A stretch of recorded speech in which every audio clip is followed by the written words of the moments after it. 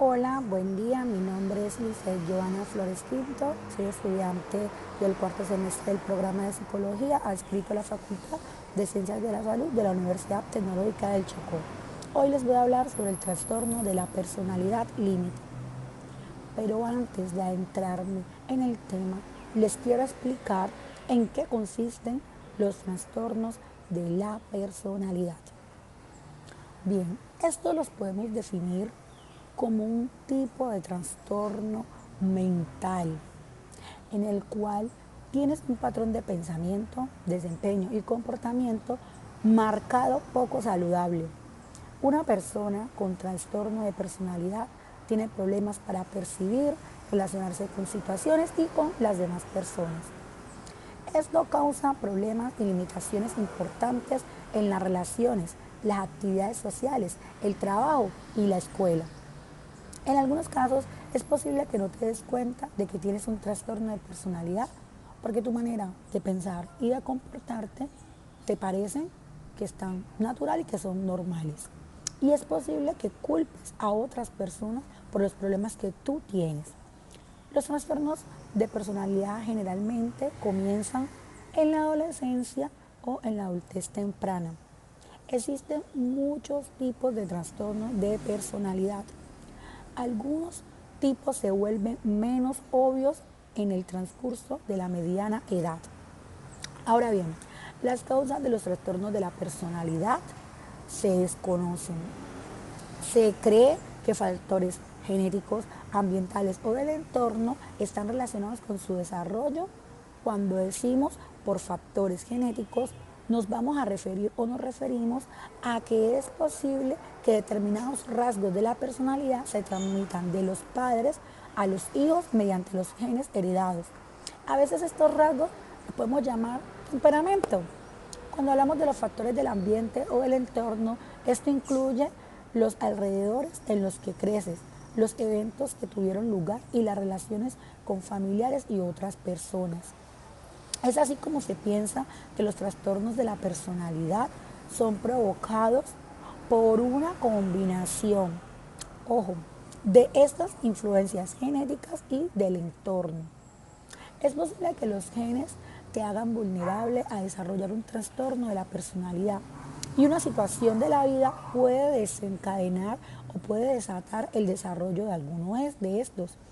Según estudios por los profesionales en la salud mental, podemos distinguir 10 trastornos de la personalidad, los cuales podemos consultarlos ampliamente en el Manual Diagnóstico y Estadístico de los Trastornos Mentales en su quinta edición, más conocido como el DSM-5, el cual funge como la principal autoridad en el diagnóstico psiquiátrico y es así como podemos encontrarnos con los siguientes trastornos.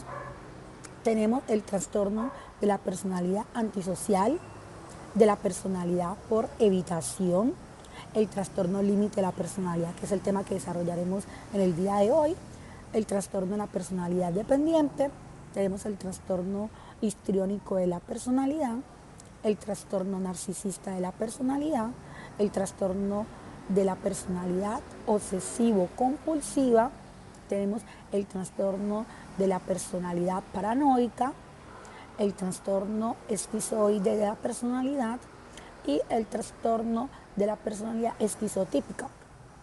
Ahora bien, siguiendo con el tema que nos ocupa en esta ocasión, vamos a explicar en qué consiste el trastorno del límite de la personalidad o limítrofe. El trastorno límite de la personalidad es una afectación o una afección mental que se caracteriza por un patrón continuo de estados de ánimo, autoimagen y comportamientos inestables. Estos síntomas a menudo resultan en acciones impulsivas, problemas en las relaciones con las otras personas. Una persona con el trastorno límite de la personalidad puede tener episodios de ira, depresión y ansiedad que pueden durar desde unas horas hasta varios días. Aunque los síntomas reconocibles generalmente aparecen durante la adolescencia o la adultez temprana, como lo dije anteriormente, los primeros síntomas de la enfermedad pueden aparecer durante la infancia.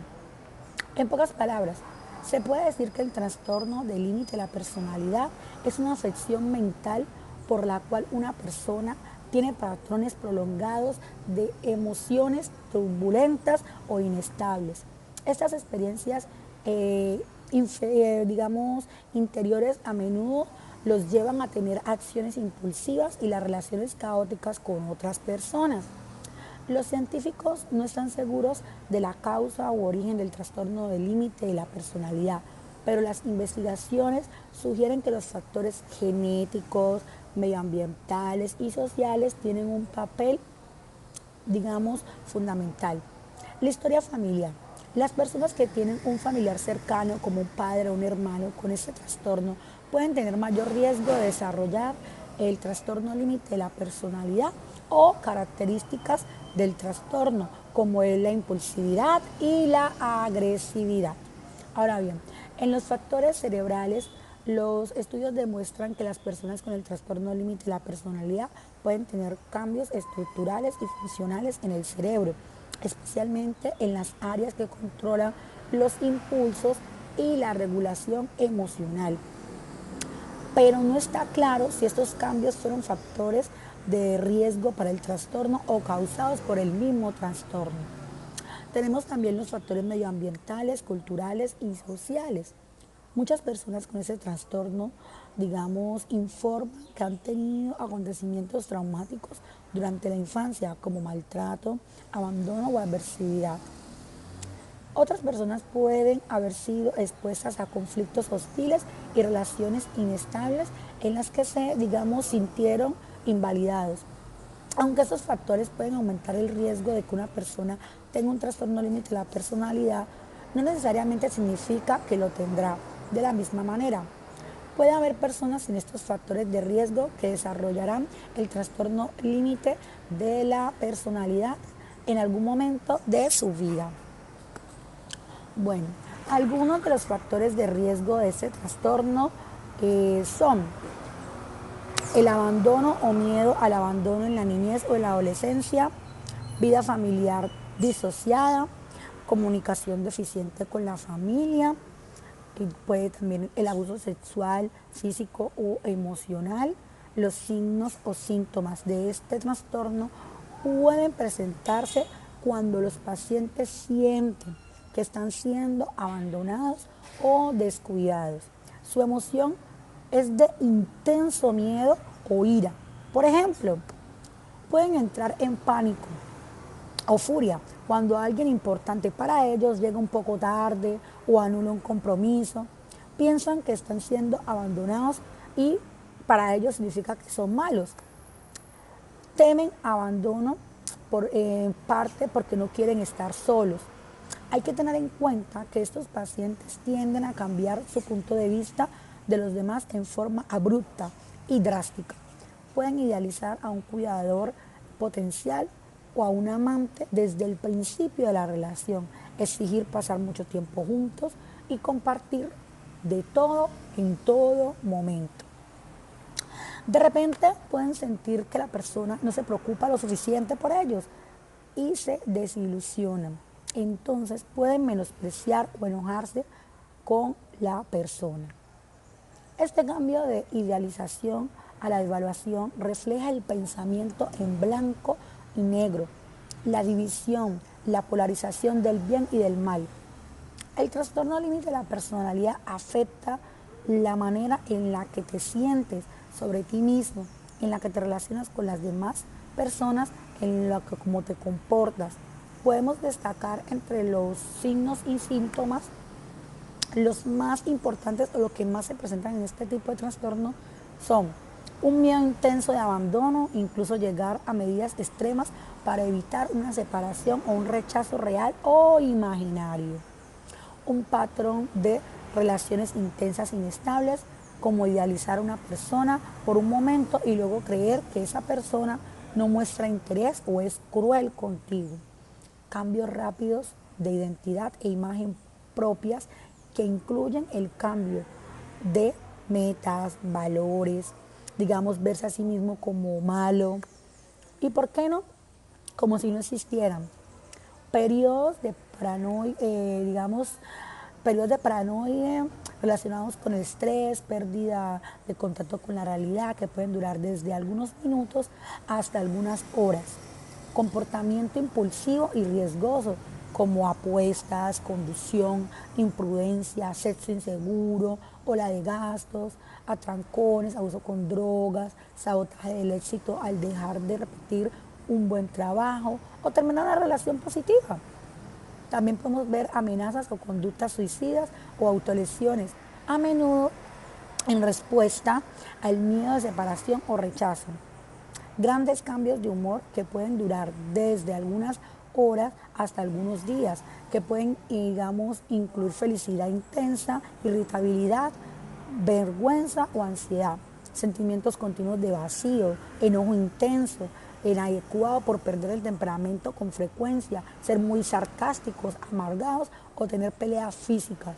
Ojo, no todas las personas con el trastorno del límite de la personalidad tienen todos estos síntomas. Algunas personas tienen solo unos pocos síntomas, mientras que otros tienen muchos más. Los síntomas pueden aparecer por acontecimientos aparentemente mundanos. Ejemplo, las personas con el trastorno del límite de la personalidad pueden enojarse y angustiarse por separaciones menores de personas que sienten cercanas, ya sea por un simple viaje o por cambio de planes a última hora. La gravedad y frecuencia de los síntomas y cuándo duren varían dependiendo de la personalidad y de su enfermedad en lo particular. Las herramientas para el diagnóstico de este tipo de trastorno de la personalidad límite podemos decir que están entre los trastornos mentales más complejos de evaluar. El diagnóstico requiere del clínico la detención de un conjunto de rasgos, síntomas y conductas considerablemente más amplio y heterogéneo que para cualquier otro tipo de trastorno. Usualmente se utilizan para el diagnóstico de los trastornos mentales el C10, que es la clasificación internacional de enfermedades y problemas relacionados con la salud en su 10ª revisión, y el DSM-5 ya mencionado anteriormente. El CIE-10 es descriptivo y diagnóstico con resultados para cada uno de ellos. Y por otro lado, el DSM-5 utiliza los criterios de diagnóstico y es más complejo y preciso. Este se ha realizado con base en la experiencia clínica y en los avances de la investigación. Dicho esto, podemos decir que algunos de los instrumentos, digamos, más utilizados o que se pueden, digamos, utilizar para el trastorno de la personalidad límite, digamos, para su evaluación y diagnóstico, es primero los instrumentos basados en el DSM-5.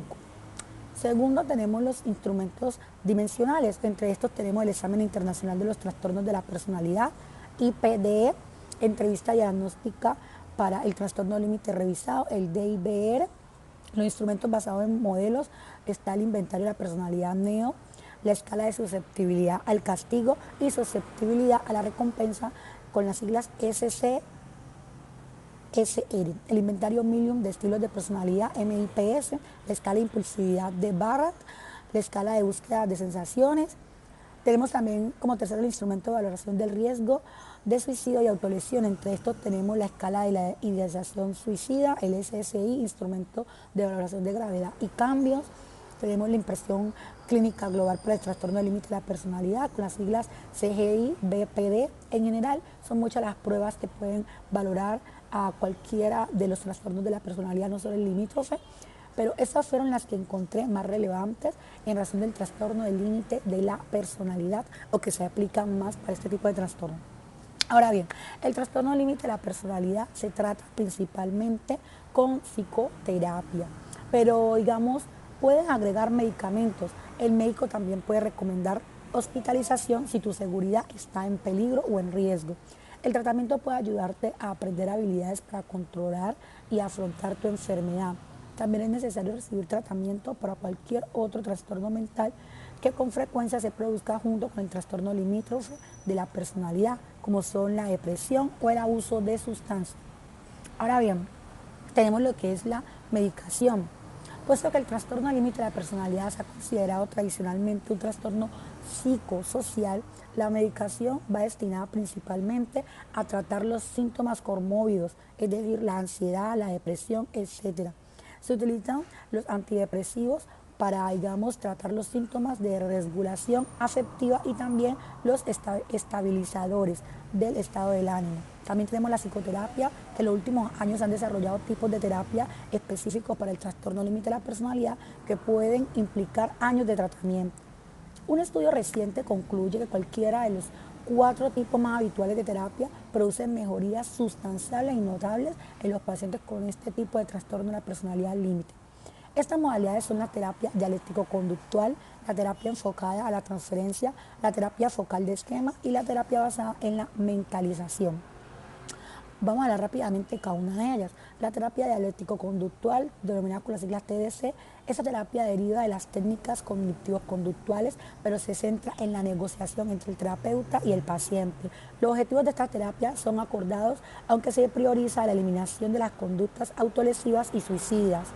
El componente principal es el aprendizaje, digamos, de nuevas habilidades, incluyendo la conciencia plena, asertiva y las habilidades sociales, manejo adaptativo de la ansiedad y regulación de las reacciones emocionales. Este reduce significativamente las autolesiones y las conductas suicidas.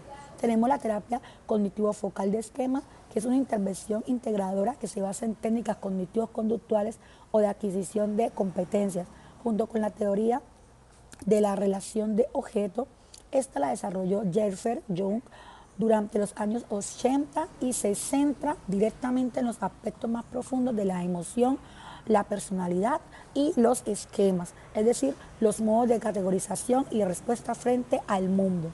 Este tratamiento se centra también en la relación con el terapeuta, la vida diaria y las experiencias traumáticas infantiles. La terapia, digamos, enfocada a la transferencia PET, es un tipo de psicoanálisis que se basa en los conceptos de Otto Kernberg sobre el trastorno límite de la personalidad y su estructura subyacente sobre la personalidad borderline. Esta aproximación se diferencia del psicoanálisis tradicional en que el terapeuta desarrolla un papel muy activo, trabajando en su relación con el paciente, tratando de explorar y aclarar algunos aspectos de la misma. Tenemos también la terapia basada en la mentalización, denominada con las siglas TBM. La desarrollaron Peter Foungey y Anthony Bateman, basándose en que los afectados del trastorno tienen una distorsión del apego debido a problemas en las relaciones con sus padres durante la infancia. Ellos plantean la hipótesis de que una empatía y sintonía inadecuadas con los padres durante la primera infancia produce un déficit de mentalización, lo cual definen como la capacidad de comprender intuitivamente los pensamientos, intenciones y motivación de los demás, así como las conexiones entre los pensamientos propios con los sentimientos y actos. Asimismo, tenemos la terapia para cuidadores y familiares. Las familias de personas con el trastorno límite de la personalidad también pueden beneficiarse de estos tipos de terapia.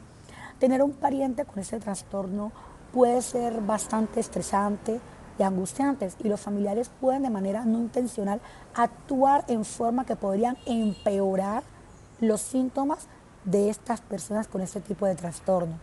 Algunas de las terapias para el trastorno del límite de la personalidad incluyen a los familiares en las sesiones del tratamiento. Estas sesiones ayudan a la familia a desarrollar habilidades para comprender mejor y apoyar al miembro de la familia que padece o tiene este tipo de trastorno de la personalidad limítrofe. Ahora bien, en cuanto a las posibles complicaciones que podemos encontrar en el trastorno límite de la personalidad, encontramos que esta puede alterar significativamente tanto la vida de la persona afectada como de las personas que se preocupan por esto, como decíamos anteriormente, la familia. Pueden afectar negativamente las relaciones íntimas de trabajo, de estudio, las actividades sociales y la imagen que tienen de ti, digamos, de ti mismo, y dar como resultado los siguientes cambios. Primero, cambios o pérdidas de puesto de trabajo frecuente, no finalizar una formación educativa, múltiples problemas legales, por ejemplo, ser condenado o ir a prisión, relaciones conflictivas, problemas en tu matrimonio o divorcio.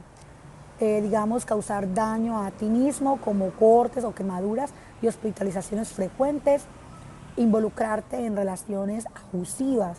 embarazos no deseados o no planificados, infecciones de transmisión sexual, digamos, por el mismo desequilibrio mental, accidentes automovilísticos y peleas debido a una conducta impulsiva y riesgosa, intentando hasta el suicidio o lograrlo. Los profesionales que tratan el trastorno límite de la personalidad por requerir una atención especializada, es posible que lo haga tu médico de cabecera o que este te derive a un profesional de la salud mental, por ejemplo, un psiquiatra o un psicólogo por motivos de evaluación y tratamiento. Para concluir este tema, siempre debemos recordar que el trastorno límite de la personalidad o limítrofe, como algunos lo llaman, es un síndrome complejo y heterogéneo que nace de la necesidad de categorizar un grupo de pacientes con una inestabilidad emocional y trastorno en el control de los impulsos, que no encajaban o no encajan dentro de los síndromes tradicionales. Es así como estudios recientes que analizan cómo los acontecimientos vitales pueden poner en marcha la expresión de genes específicos, abren una nueva aproximación en este campo, sugiriendo la necesidad de aproximaciones que incluyan la interacción entre factores ambientales y genéticos para comprender la biología de los fenotipos tan complejos como los trastornos de la personalidad. Con esto doy por terminado esta pequeña explicación sobre el trastorno límite de la personalidad. Espero les sea de mucha ayuda, no solo a nivel académico, sino también a nivel familiar, social y demás, a personas digamos, que estén a su alrededor, que ustedes puedan evidenciar que tengan algún tipo de características que encajen en ese tipo de trastornos, pues puedan recomendarle que acuda a un médico, a un psicólogo, a un psiquiatra, con el fin de que éste evalúe su situación y esta no se le convierta en un problema mayúsculo con consecuencias mayores a futuros. Muchas gracias.